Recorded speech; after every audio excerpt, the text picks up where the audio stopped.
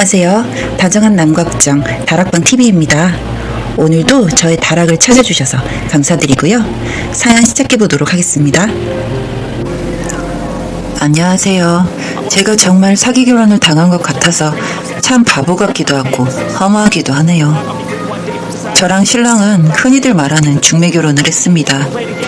금융권에 일하는 신랑의 직업이 안정적이어서 좋기도 했고, 제가 프리랜서이다 보니 재산도 잘 관리해줄 것 같고 스마트해 보이는 모습이 매력적이었거든요. 저는 일 자체가 프리랜서다 보니 시간적으로 여유가 있어서 대부분 데이트도 신랑의 일정에 맞춰서 했습니다. 저는 일러스트 쪽으로 일을 하고 있고 외주가 오면 받아서 하는 형식으로 일을 했고 수입은 신랑보다 많은 편이었어요. 그리고 신랑도 본인 업종과 다른 제가 신기하고 특이하게 느껴졌다고 해서 처음에는 서로 다른 모습에 끌려서 만나게 되었습니다. 처음 2달 정도는 그 사람의 성격이나 서로 잘 맞는지, 모난 부분이 없는지 그런 부분을 신경 써서 만났는데 저희 부모님께 살뜰히 대해주는 모습을 보고 결혼을 해도 괜찮지 않을까 하는 생각을 하였습니다. 그렇게 3달 정도 만났을 무렵 신랑이 먼저 결혼 이야기를 꺼냈고 6개월간의 만남을 끝으로 결혼 준비를 했습니다. 상견례를 하는 날도 결혼식을 하는 순간까지도 참 젠틀하고 깔끔한 신랑이라서 결혼 후 함께 지내도 가정적인 사람이 될 거라는 생각이 있었습니다. 그리고 결혼을 하고 신혼여행 첫날 밤이 되어서 신랑이랑 나란히 앉아서 양가 집에 전화를 했죠.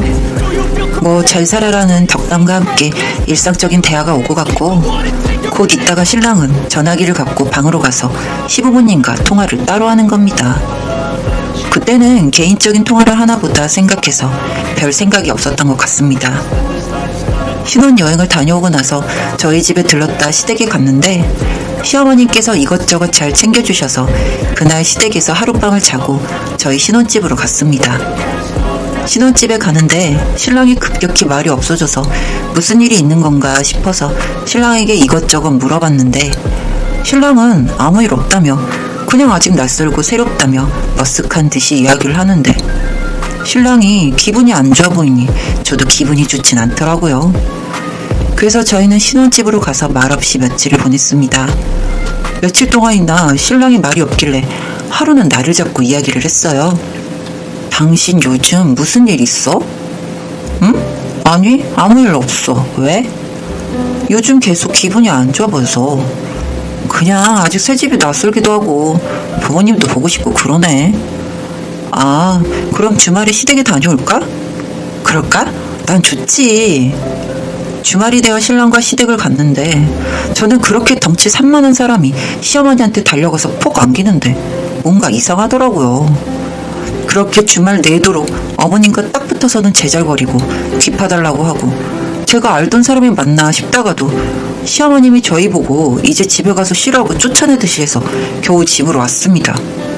어머님과 사이가 각별했구나 생각을 하려고 해도 그 곰 같던 덩치로 본인 몸의 3분의 1이나 될까 하는 어머님께 안기는 모습은 지금 생각해도 이상한 그림이었어요. 그런데 이 사람이 하루가 멀다 하고 어머님 이야기를 꺼내더라고요. 집에서 밥이라도 하고 있으면 이거 싸서 엄마 집 가서 먹을까? 밥 먹고 엄마한테 과일이라도 사달라고 하자. 주말이면 엄마 집에 있을 텐데 엄마도 같이 모시고 바다 보고 올까? 우리 이번 휴가 때 엄마도 모시고 휴가 다녀오자. 당신 호캉스 가고 싶어 했잖아. 그렇게 말끝마다 엄마. 집에서도 밥 먹고 나면 시댁에 전화를 해서 뭐를 먹었다. 근데 엄마가 해준 게 더 맛있다. 보고 싶다 등등. 듣고 있자면 정말 꼴보기가 싫을 정도였습니다. 이런 성격으로 회사에서 일은 어떻게 하나 싶을 정도로 허우대만 멀쩡한 놈이지 같이 살아보니 아주 돌아버리겠더라고요. 음식을 하고 있으면 우리 엄마는 참치찌개에 감자 넣어주던데 당신은 안 넣어? 그놈의 우리 엄마 오죽하면은 제가 너희 엄마만 있냐고 우리 엄마도 있다고 이야기를 했더니 획 풀어져서는 시댁으로 쪼르르. 처음에 한 번은 시댁에서 달래기라도 했는지 그 다음날 신랑이 미안하다며 집에 오기라도 했는데 이런 부분으로 계속 다투니까 시댁으로 가는 것도 익숙해지는 느낌이 들었습니다. 그러다가 주말에 시댁에 가기로 했는데 저희 부모님이 친구분 경조사 때문에 그 주에 저희 지역에 오게 되셨고 그래서 시댁에 가지 않고 오랜만에 오는 부모님과 함께 시간을 보내자고 신랑에게 이야기를 했는데 버럭하더라고요. 주말에 우리 엄마한테 가기로 했잖아. 그래서 지금 이야기하는 거잖아. 우리 부모님 결혼식 이후로 처음 뵙는 거고 딱히 주무실 데도 없으니까 우리 집에서 하루만 자고 가게 하려고. 그래, 그건 괜찮은데 내가 왜 엄마한테 못 가냐고. 그럼 우리 부모님만 이 집에 덩그러니 둬? 시댁에는 일주일에 한 번은 가는데 그거 한 번 양보해 주는 게 그렇게 어려워? 집에서 기다리고 있어 우리 부모님 생각은 안 해? 이번 한 번이잖아. 그게 그렇게 화를 낼 일이야? 갑자기 부모님이 온다고 해서 시댁에 못 가게 된 건 제가 잘못한 부분이 맞다고 생각은 하지만 매주 가는 시댁보다 오랜만에 오는 처갓집 식구들과 하루 있어주는 게 그렇게 어려운 일이었을까요? 신랑은 화를 못 찾겠는지 옆에 있던 휴지각을 벽으로 던지고 결국 그 주말에 저만 남겨두고 시댁으로 갔습니다. 그리고 더 화가 나는 건 이런 이야기를 시부모님도 알고 계시는데 늘 입장을 분명히 하지 않고 본인 아들만 챙기거든요.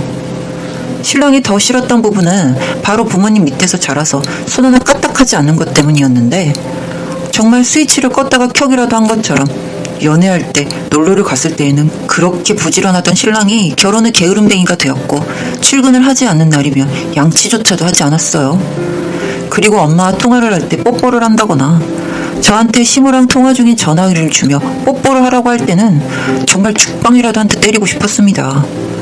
여기까지만 해도 그래 뭐 이혼이 무서워서 근 2년을 버티고 살았는데 최근 들어서는 부쩍 대리호도를 시키기 시작했습니다. 평소 생일에는 외식을 했었는데 갑자기 며느리 생일상이 받고 싶다고 말하는 시부나 그걸 강요하는 신랑, 그리고 둘만의 데이트 시간이라고는 찾아볼 수도 없고 불쑥불쑥 저희 집으로 찾아와 선물 받은 과자나 티 종류를 가져가시는 시어머님.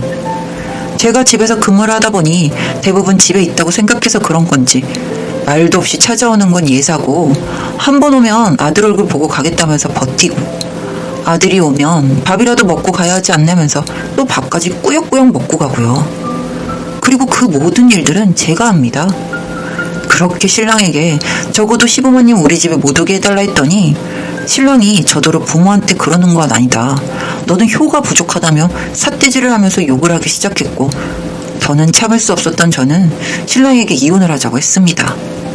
이혼을 하자는 제 말에 신랑은 눈이 뒤집어졌고 엄마가 이혼은 하면 안 된다고 했다며 눈을 부라리면서 밥상을 엎었어요. 밥상을 엎으라는 것도 시켰을지도요? 그리고는 또 시댁으로 갔고요. 진짜 뭘 어쩌자는 건지. 그래서 저는 이혼 자료를 모으기 시작했습니다.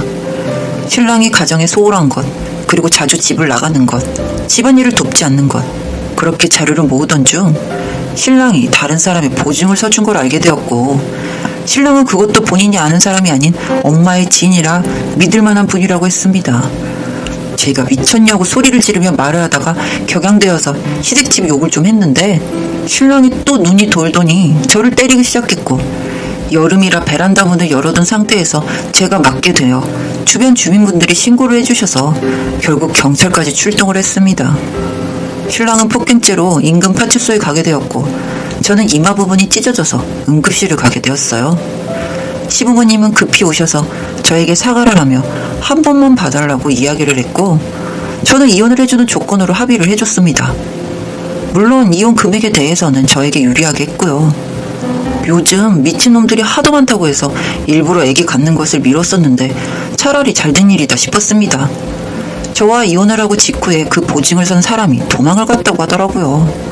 그래서 지금 신랑이랑 시댁에서 그 돈을 내고 있다고 하는데 금액이 꽤 큰 건지 신랑은 휴직을 하고 그 사람을 찾으러 다니고 있고 시부모님도 그제서야 아차 싶었는지 부랴부랴 빚보증에 대해 알아보고 있다는 소식을 들었습니다. 제가 이혼을 하지 않았다면 저 부담도 저한테 떠넘겼을 것 같아서 생각만으로도 끔찍하네요. 정말 사람 됨됨이를 다 보려면 사계절을 다 봐야 한다는 말을 이젠 정말 알 것 같습니다. 다신 결혼 같은 건 생각하지 않고 살아가려고요. 제 이야기 봐주셔서 감사합니다.